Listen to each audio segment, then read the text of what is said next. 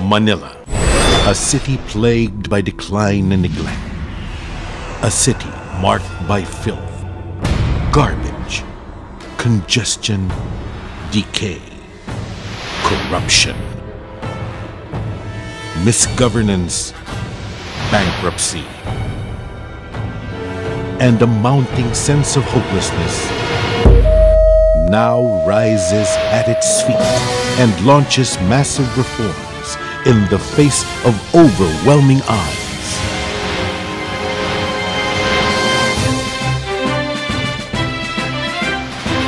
Manila, the once and future premier city, capital of the Philippines, continues to rise today under a new leadership committed to redeeming the past. Joseph Ejercito Estrada, President Mayor, Francisco Domogoso, Vice Mayor, and the City Council now unite and share the common mission of urban renewal and the grand vision of President Mayor Erap for a city transformed and restored to the glory of its past.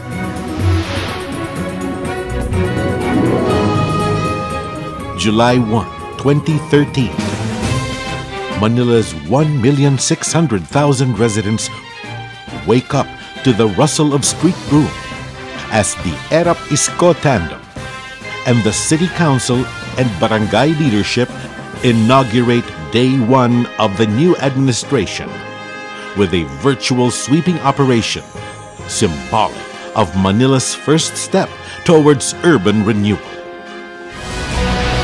Thus began the city's long and arduous trek to reform and rehabilitation, even as the Erap Isko tandem openly confronted and acknowledged the many obstacles and challenges ahead.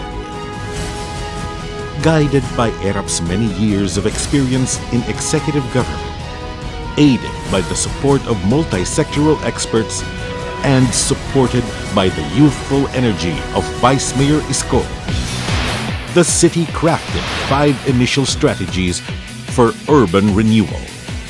First, the effective delivery of basic social services to the citizens of Manila, especially the poor and the marginalized.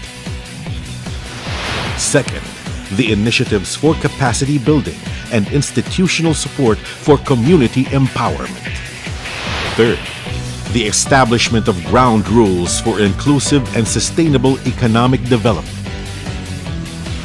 Fourth, the transparent management and use of funds and the generation of revenue through fair and equitable collection of taxes. Public spending is carefully monitored to avoid wastage. Finally, the responsible allocation of public resources for strategic interventions. The Erap Isko government will be hallmarked by good housekeeping, sound financial management, and accountable administration. The Erap Isko administration served early notice that Manila was back in business. 2 vital ordinances addressing inefficiencies in governance were passed. One put revenue collection in order. The other revised fair market values of real properties. Results were quickly realized. From July to December of last year, total collections increased to 2 billion pesos or by 16%. From January to May 2014, collections increased to 5.5 billion or 35% over the year before. Real property tax collection from January to May 2014 increased to 1.5 billion or by 48% for the same period last year. Collection for business taxes increased by 19% even as a one-stop shop was set up by the Manila Business Center to simplify requirements for taxpayers. Market fees went up by 38%. An astonishing increase of 938% in collections of official violator receipts was registered, upping last year's 4.6 million pesos to 47.7 million pesos. The Erap Isko tandem engaged the city administration in a series of proactive initiatives. A sustained cleanup drive was begun in all 6 districts of the city. In cooperation with Francis Tolentino, chairman of MMDA, traffic reforms were implemented with the apprehension of colorum buses, jeepneys, tricycles, and pedicabs, thereby relieving congestion. Street vendors were organized in major thoroughfares, and night markets were set up to rationalize merchandising, even as streets were declogged. The Bagong Divisoria Tiangue Bazaar was inaugurated with amenities designed to entice tourists. The new administration started to wage a war against age-old counterfeiters and forgers as illegal printing operations were raided by MPD elements. To deserving MPD stations and meritorious traffic enforcers, incentives in the hundreds of thousands were handed out. Financial assistance in the millions was extended to MPD personnel even as Kotong cops were discharged and removed. Electric transporter made their appearance as part of the overall peace and order monitoring program. On the 4th floor of City Hall, a command center was fitted out to provide high-tech monitoring of traffic and peace and order conditions in the whole city, as well as enhance disaster management and response. The Manila Police District was hailed by the National Capital Region Police Office as the best police district in the whole region, an unprecedented honor. The mayor took the initiative to put a closure on the deterioration of relations with Hong Kong through disarming diplomacy, a personal legacy for which he will long be remembered. He signed closure as well on the long-standing issue of dangerous storage facilities of the 3 big oil companies in Pandacan by signing the order of eviction with finality. The city finally rationalized its healthcare program by launching the Orange Card system, which provided free healthcare to indigent Manila residents. Newborn screening was made available free of charge to all Manila residents, initially at the Justice Jose Abad Santos General Hospital, and soon at all the other district hospitals operated by the city. Some dialysis machines and ambulances were turned over to various hospitals managed by the city government.